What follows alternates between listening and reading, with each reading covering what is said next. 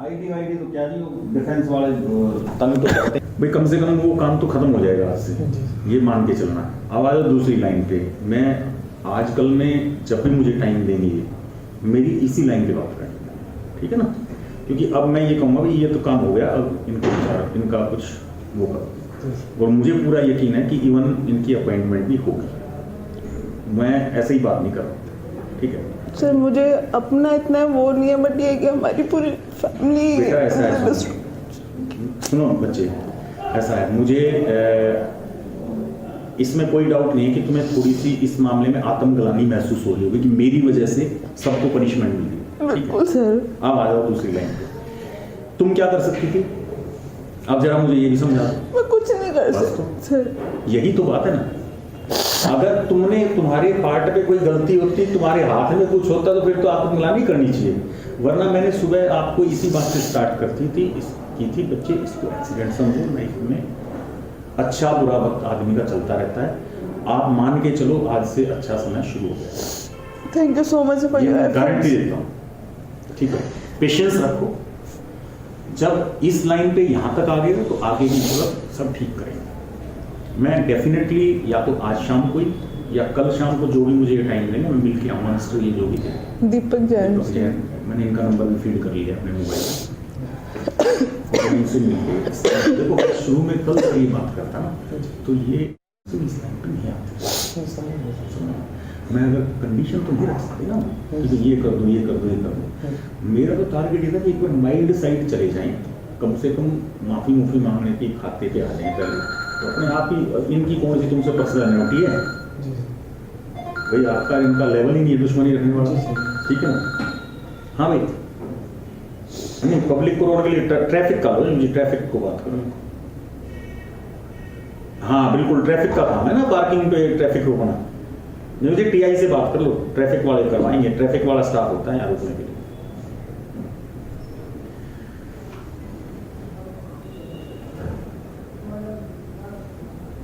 आज से कोशिश करेंगे हम कि भाई कुछ और पॉजिटिव बातें चले, ठीक है ना?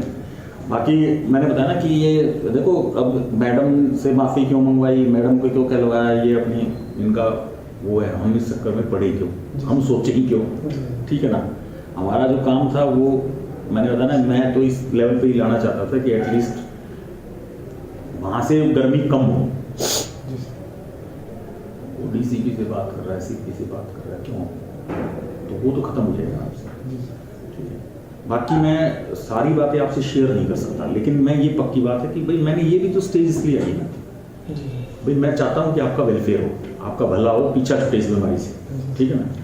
गलती इंसान से सबसे होती है इस दुनिया में, जो आया है भगवान, अगर इंसान गलती नहीं करेगा तो भगवान हो जाएगा वो, तो गलतियां सबसे होती हैं। अब किसकी गलती है, क्यों गलती है, इस गहराई में ना जाके हमें तो ये सोचना चाहिए भाई किसी तरह से पीछा छूट जाए बीमारी से। और ऐसा नहीं है बच्चे, अपॉइंटमेंट तुम्हारी भी हो जाएगी, पेशेंस रखो, 100% हो जाएगी, ठीक है? और बाकी अब इस लाइन पे उनसे शेयर करने की जरूरत नहीं है, वो जो है ना अपने जो तुम्हारी एसोसिएशन यूनियन वगैरह है उसके चक्कर में पड़ना, ठीक है?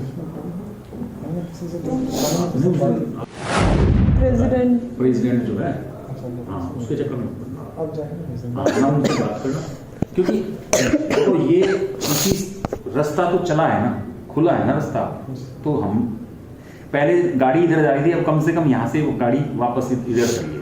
अब 1 सेंटीमीटर चले, 1 मीटर चले, 1 किलोमीटर चले, ये हो सकता है जब आप इतने दिन से झेल रहे हो तो और पेशेंस रखो 15-20 दिन।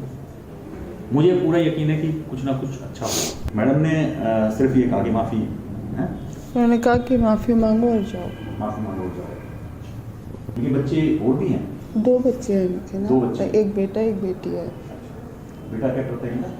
बेटा का तो एग्जैक्टली नहीं पता, बट जो बेटी है वो जो जस्टिस वाल्मीकि मेहता है, हाँ तो उसकी बेटे को गई। हाँ, मेरा प्रोफेशन एक्चुअली मैंने सिर्फ 3 महीने रेजिडेंस पे काम किया सर। अच्छा, 3 महीने काम किया। वैसे हुआ क्या था बेटा कोर्ट में? मुझे आप पूरी बात बताओगे तो हो सकता है मैं किसी स्टेज पे, किसी बात पे, किसी ऐसे मौके पे उसको कोशिश करूं कि, वैसे इन्होंने मुझे बताया था शो में, लेकिन मैं एक बार पूरी बात जानना चाहूँगा, अगर आप ठीक समझे तो बताओ। मेरा जो उद्देश्य है वो ये है कि कि मान लो कल को कोई ऐसी स्टेज आई तो मैं उस टाइम कह दूं सर कोई बात नहीं, अगर ये गलती भी कर दी है तो छोड़ दो सर बच्चे। मुझे पूरा यकीन है कि मुझे शायद मौका भी मिल जाए सीजीआई हिसाब से मिलने का। जो मैंने बताई थी आपको बात तो वही असली वही वही है, वही काम किया था। 9 तारीख को भाई की ज्वाइनिंग हुई थी, 10 तारीख को छोड़ दीजिए सर। 11 तारीख को ये जो वहाँ गई थी रूम में, वहाँ उन्होंने पकड़ लिया। अब ये कह रही पता नहीं दवाई खा रखी थी, उन्होंने मेरे को कहा कि होल्ड में इस प्रकार की बात हुई। फिर रोने लगी वहाँ, फिर वो बात नहीं निपटा के वो कोर्ट चले गए। बाकी सर इन पे नजर ये दिन की बात है। सुबह मॉर्निंग में मैं ही जाती थी सर, सबसे अर्ली मॉर्निंग में मैं ही होती थी वहाँ पे स्टाफ। मैंने 8:15 मुझे वहाँ पहुँचना होता था। 8:15 पे जाते थे, शाम को 4-5 बजे वापस। शाम को जो भी डॉक्टर मुझे काम देते थे हो जाता था। तो ये जो अभी जो ये घर पे थे, ये मिस्टर अजय जैन, ये उस वक्त नहीं होते थे। जो ये भी एडिशनल रजिस्ट्रार हैं, जो अजय जैन है, जो अभी अंदर बैठे हुए थे वो मिस्टर अजय जैन है। अच्छा अच्छा, तो वो एडिशनल रजिस्ट्रार हैं सुप्रीम कोर्ट वो में। एडिशनल रजिस्ट्रार जो सामने खड़े हुए थे। हाँ। अच्छा, बाकी मतलब एडिशनल रजिस्ट्रार के अलावा वहाँ कोई वैसा ऑफिसर नहीं है? नहीं, जब मेरे टाइम पे एग्जैक्टली कोई भी नहीं होता था वहाँ पे। जब लाइक 2 बजे से आना स्टाफ, जो सेकंड मतलब 2 शिफ्ट होती थी, तो मेरा 3 o'clock तक होता था टाइमिंग्स, मॉर्निंग 8 to 3। बट काम ऐसा होता था, रिसर्च वर्क वगैरह। ये मैडम के नोटिस में कैसे आया?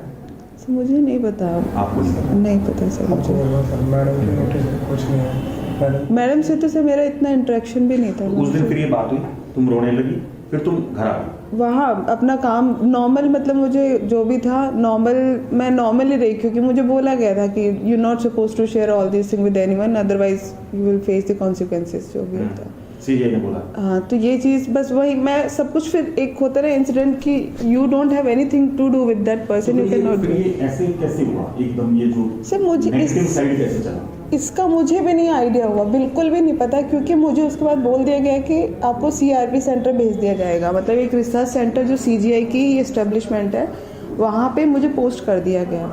तो मैंने वहाँ काम किया, 1 हफ्ते काम किया, फिर दशहरा वेकेशन स्टार्ट हो गया। फिर 1 हफ्ते काम किया, जो मेरे को एग्जैक्टली जो वर्क। कितनी तारीख की बात है?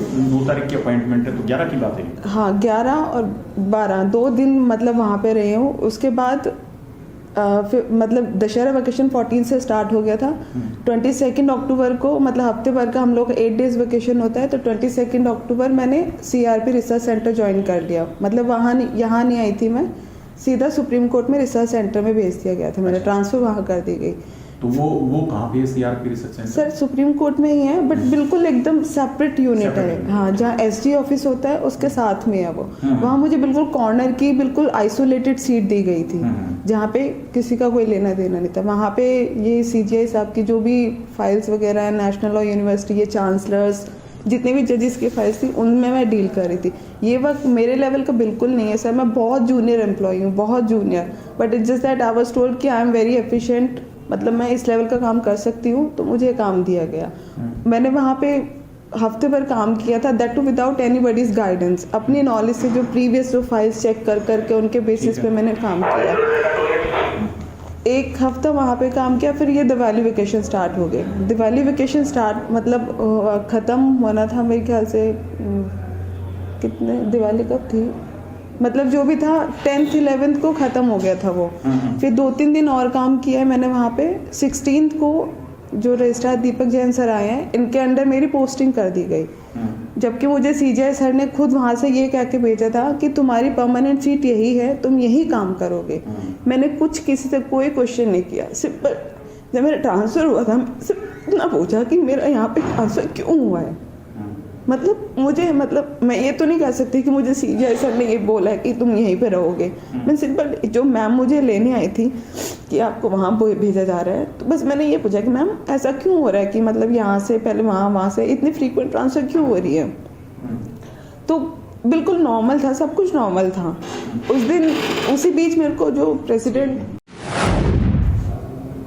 तो तुम्हारा जो एक भाई तो यहाँ पर काम कर रहा है, 1 दिन हो गया, 1 सेकंड में क्या हो गया, और चौथा क्या कर रहा है? सर एक वहाँ से अपना खुद का काम अच्छा। वो करता है। पहले छोटा भाई भी वही जो ये पैर खराब है जिसका, ये भी वही काम करता था सारा। मैं कहा सर हमारे को इतनी ज़रूरत नहीं थी जॉब की, खुद ही ऑफर हुआ, मैं कहा मेरे को ये तो करना, बाकी हमारे को ऐसी इतनी ज़रूरी नहीं। नहीं वो कहते हैं ना सर अगर कोई भी होगा ना सर हमारी जगह तो क्या ठीक है अगर मिल रही है। सब मुझे तो कितनी बारी लॉर्डशिप ने खुद बोला है कि मैं अगर तुम लोगों के लिए कुछ कर पाऊँ तो मुझे बहुत अच्छा लगेगा। मैंने कभी कोई फेवर नहीं लिया लॉर्डशिप से। सर हमने तो कभी अभी है ना, मैं बताता हूँ, अभी पेशेंस रखो, जल्दी कर रहे हैं क्या कुछ? तो 80 से बात कर लो एक बार, 80 से बात कर लो, 80 से। नहीं मेरी समझ में मुझे पता है क्यों ऐसा लग रहा है कि ये नुकसान क्यों हुआ। फिर या तो ये बात फिर ट्रेवल कर गई स्टाफ में, नहीं तो मैंने अपनी तरफ से किसी के साथ कोई चीज़ शेयर नहीं की। तुम एक बार वहाँ चले जाओगे थाना क्या है मंदिर बाग में, ठीक है, और वहाँ पे सिचुएशन बताना क्या पोजीशन है, ठीक है।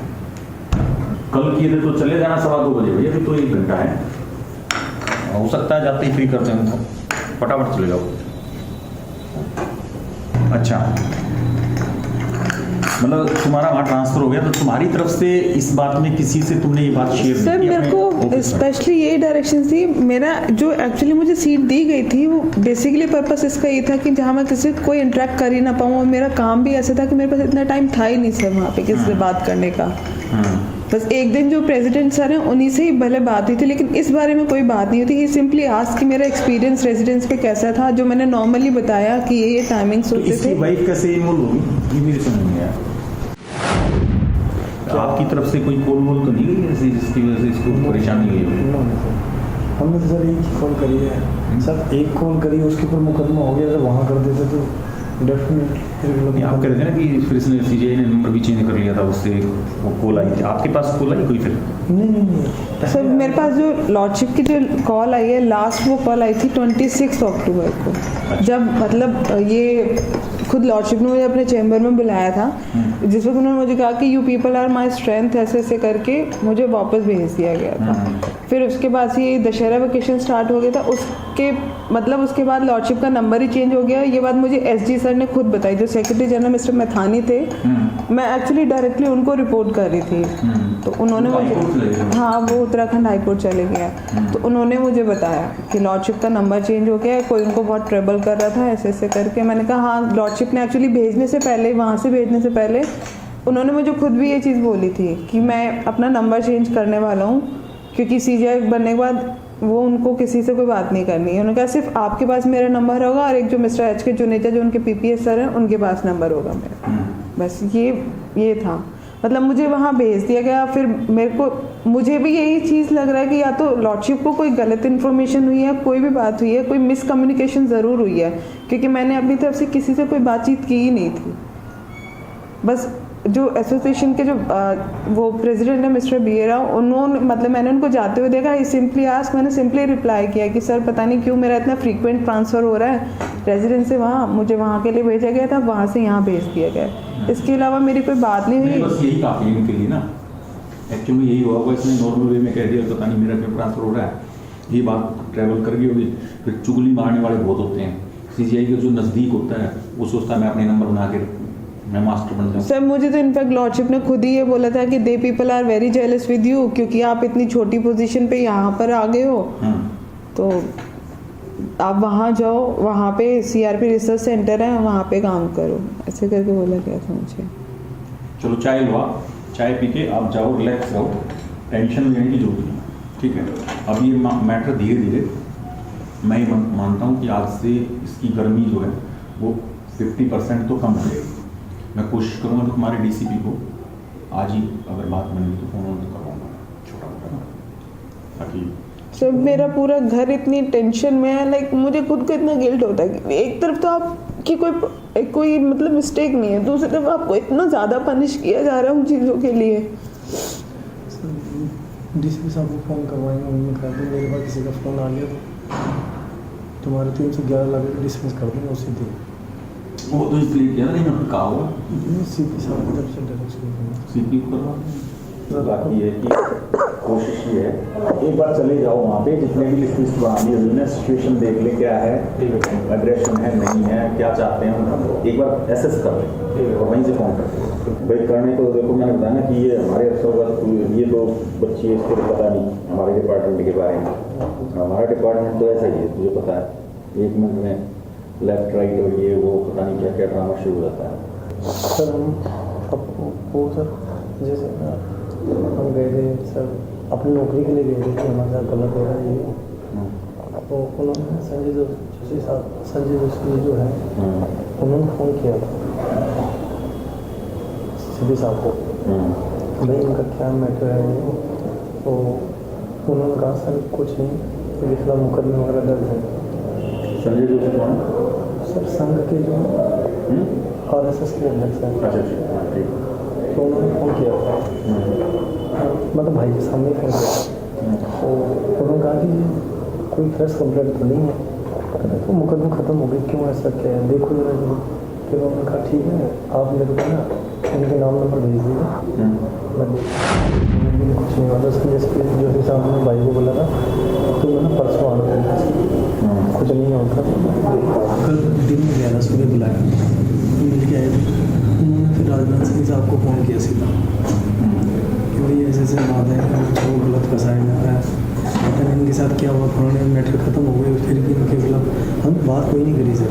बस ये है तो बोला कि सर अभी दोनों फंसा हुआ है हमारे मैटर, जो चीज़ मैंने वो बताया था कि हमारे को वो ऐसे ऐसे है, हमारे को ना हमारा मुकदमा ख़त्म हो रही है, लेडीज़ के साथ झगड़ा था, सारी चीज़ बता दी। उसी को मुद्दा बना के ना तिलक थाना के SHO साहब ने रिपोर्ट दी है ऊपर, और उसके ऊपर मैंने सस्पेंड किया, तो उनको बता दें कि मैंने तो उनको फ़ोन किया था, हमने होम मिनिस्टर साहब को फ़ोन किया, तो सामने बोला मैं देखता हूँ कल।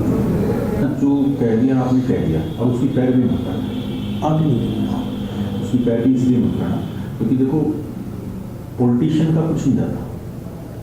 मैंने एक बार गलती की, मैंने स्टेट होम मिनिस्टर से फ़ोन करा दिया, मैं ये चक्कर था कि होम मिनिस्टर फ़ोन करेगा, ACP ये कर देगा वो कर देगा, समझ रहे मेरी बात, उल्टा नुकसान हो गया।